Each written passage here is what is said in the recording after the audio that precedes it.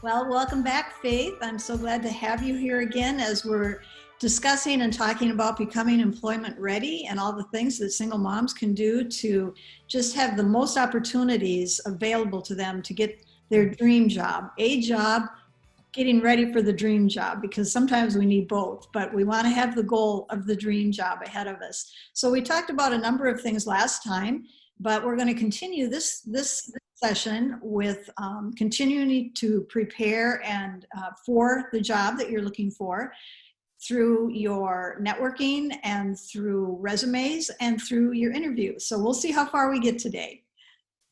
That sounds great. And those are all some of the most important components in the entire job search process. And I think once you've identified what that dream job is, and we talked a little bit last time about assessments and using the Strengths Finder. So once you've identified what industry, what position level, what position title that you're going to start looking in, that is where you can begin planning to prepare your resume.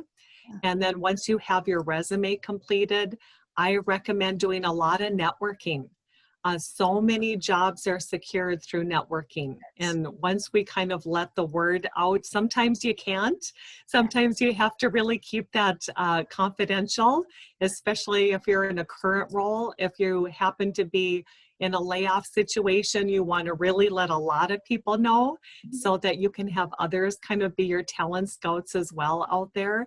But we'll talk a little bit about the networking, and then preparing for the resume is critical because you are competing with so many people, both through different database systems and then just presenting yourself. You want to be able to showcase yourself in the most professional way.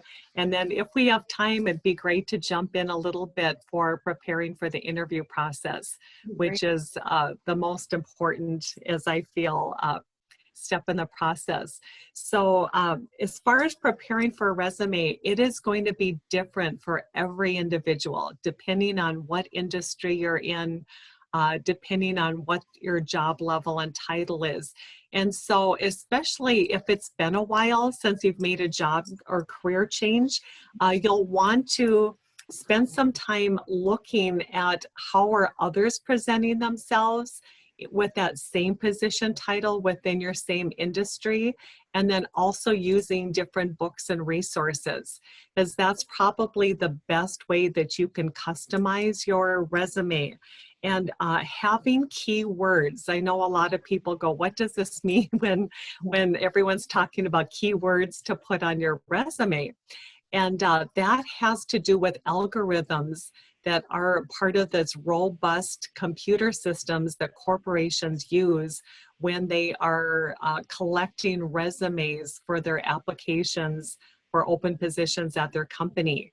And so just like, I'm going to use an example for any professionals that are already on LinkedIn. And LinkedIn is a social networking site. It's like a professional resume of yourself online.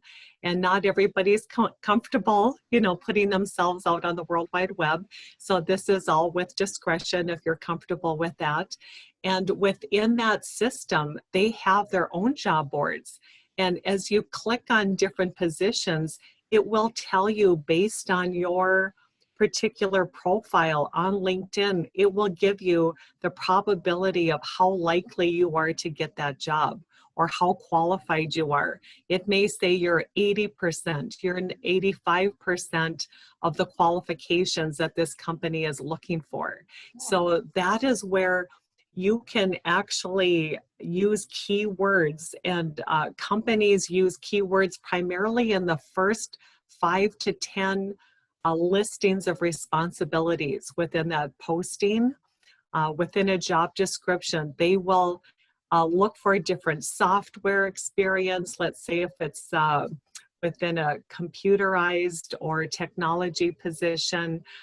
For even if you were an office assistant, you might need to know Microsoft Word, and they might have that in the first 5. So there's like certain technologies they may list.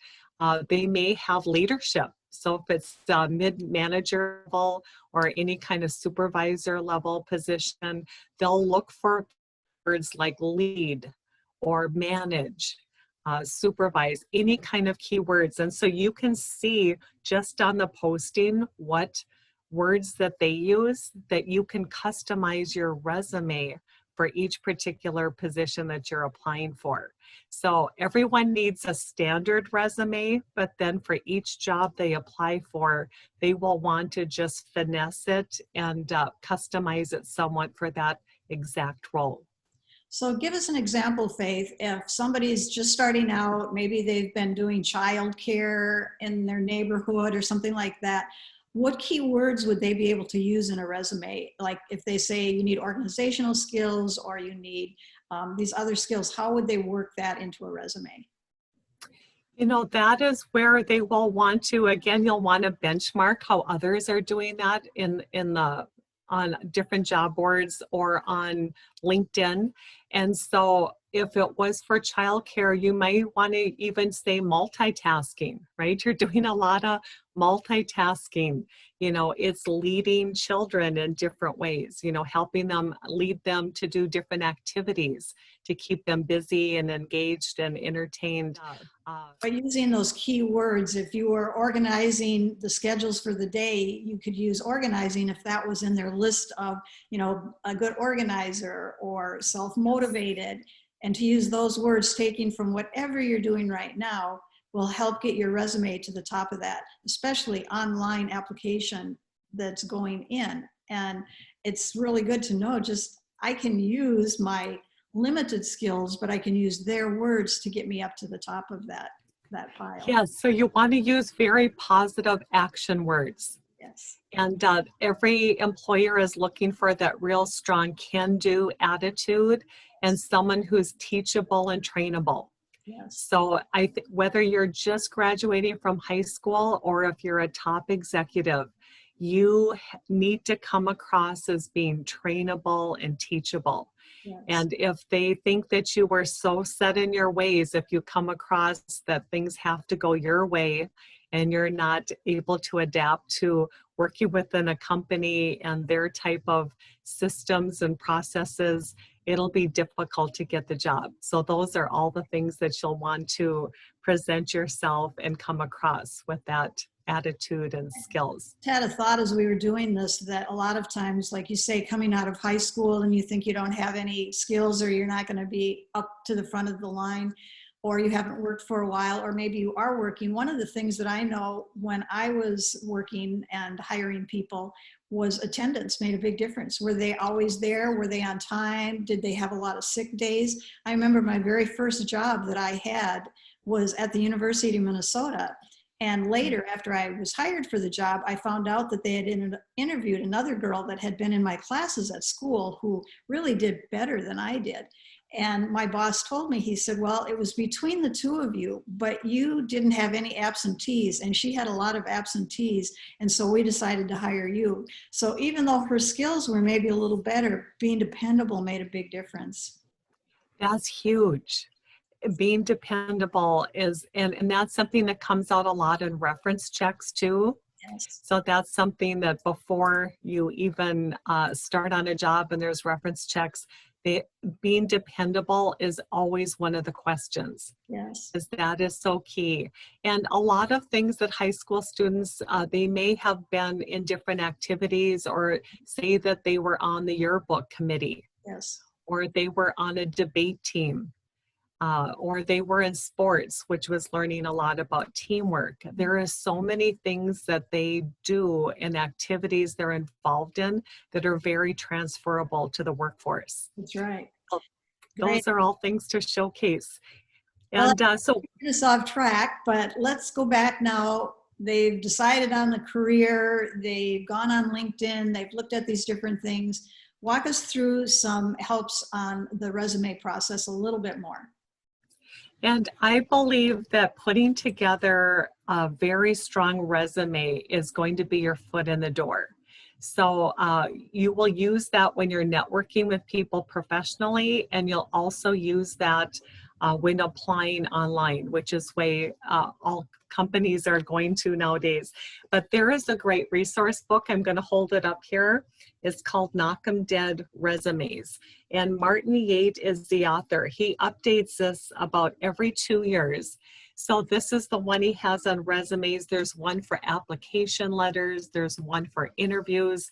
It is outstanding no matter what level that you're at. And again, this would range from graduating from high school to executive level. This would apply to you. And this is a great resource that helps you break down how to formulate all of the different responsibilities you have. So you want to keep it concise. There's some standard rules on resumes. You don't need to go back more than 15 years unless there's a position that you had prior to that that would really help show your experience within that industry or that particular job title that you're going for. But basically about 10, 15 years is all you need to have on your resume.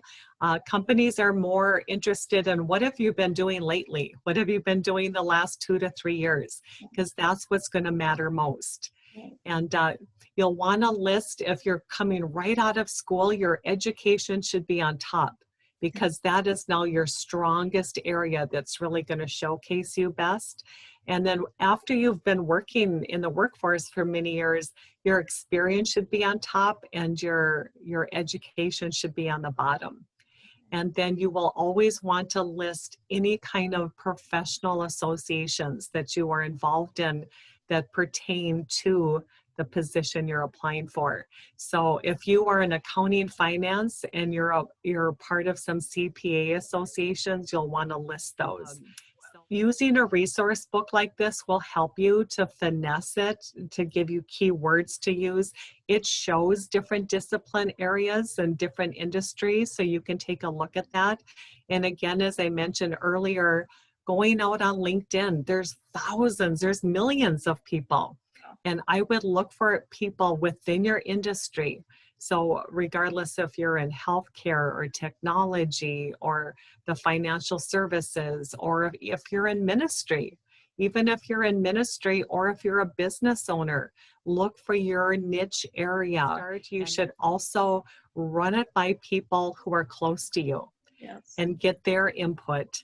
And then I always think it's really wise to align with a recruiter, some outside recruiter that is within your niche area.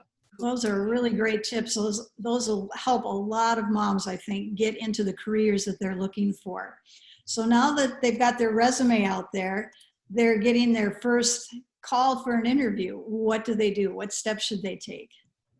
So to prepare for the interview process is probably the most critical stage.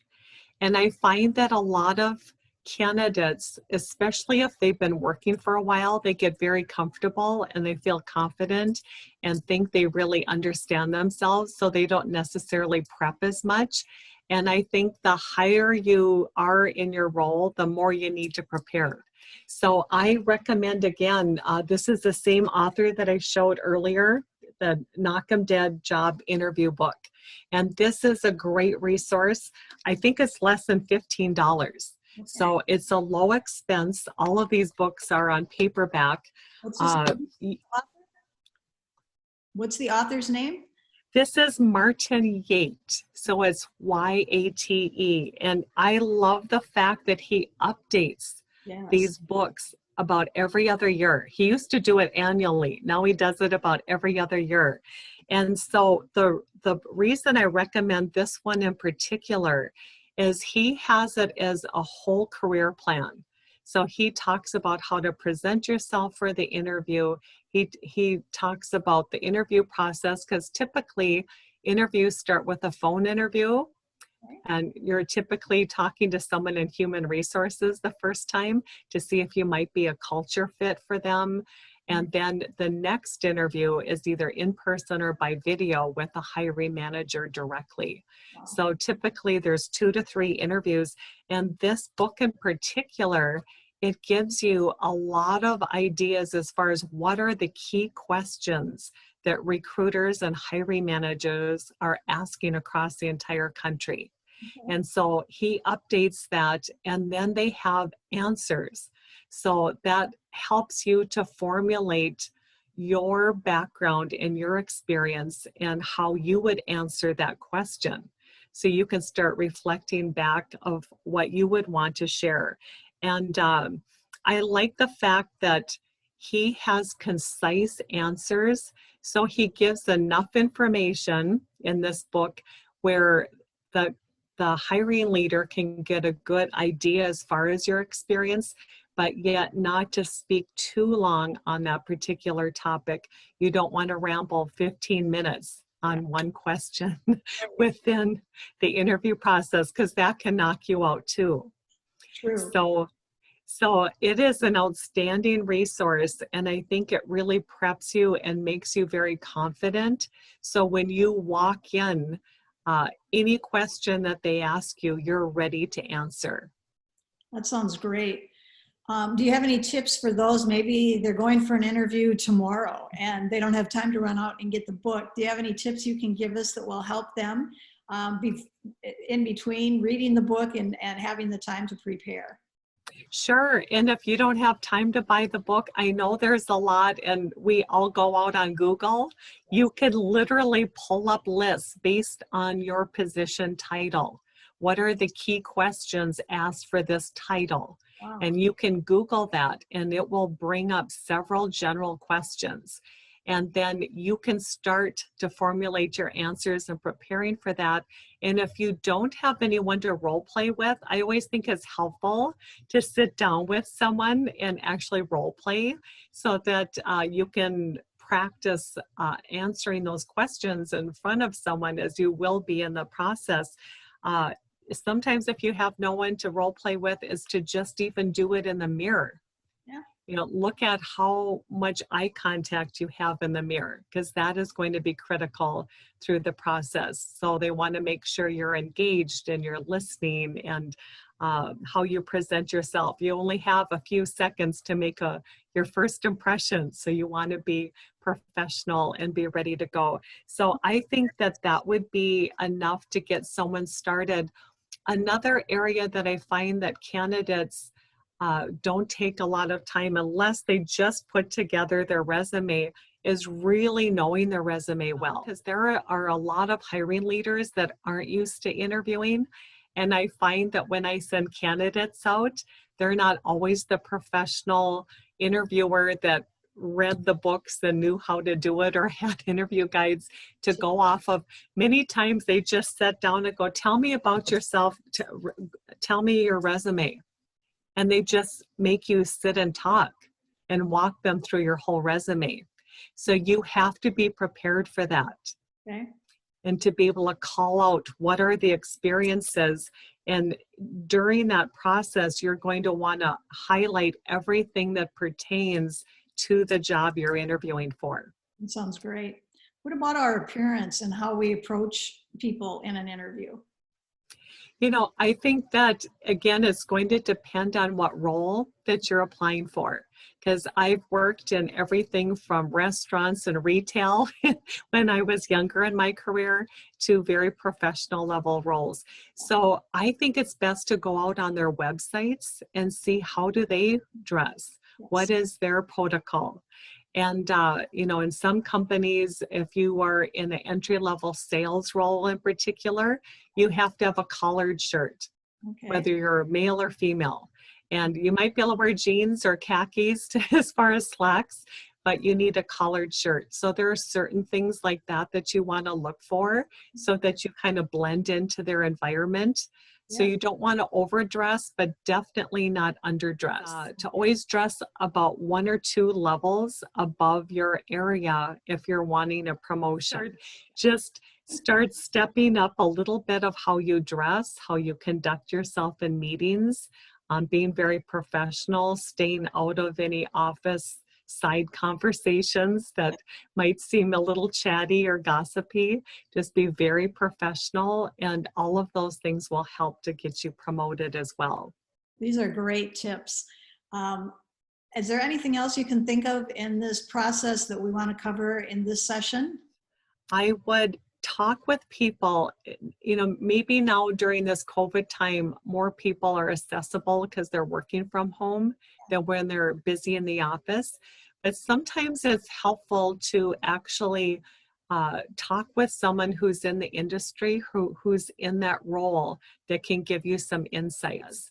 So I think if you have time to do that, and you know individuals, or can even tap the shoulder of someone on like a LinkedIn that you might be connected to, is just see if they have a few minutes to answer a few questions and to share a little bit about their career, how they were able to get there, why they love what they're doing, those types of things. Well, this is exciting. I just, our hope in doing these is to help single moms get their dream job. Obviously get that job that puts food on the table and pays the rent, but to always be working towards the dream job and thinking about that in their heart. What is their goal? What is it they'd love to do? What is it they would love to do? And we're just hoping that these podcasts will help you attain that goal, because we know how difficult it is. We've both been single moms. We know it's not an easy road. You're taking care of kids. You've got all these responsibilities, but we really believe God honors our choices. And if we work hard and don't give up dreaming, always continue to dream for that next job, that God will be there for you. I just want to thank you for being here again and sharing with us. And we'll be doing another podcast on this. And what do you want to cover in the next one, do you think, Faith? I would really like to hone in a little bit more on that professional image and how to present yourself. There is so much information in that area. I think we could cover that on one podcast. And I think that is so critical, because if you don't present yourself appropriately, you will not move on to the next stage in the interview process. So I think we want to talk about that. I don't hear a lot of people in the professional world even really discussing it. And yet it's so critical. It's something I hear as feedback all the time from hiring managers. So that's what I'd love to focus on next time. Well, that sounds great. I look forward to it. Thank you again. Thank you, moms, for joining us here at Single Mamas. And we're here for you. You can look us up on singlemamas.org. And thank you again, Faith. You're welcome. Thank you for having me.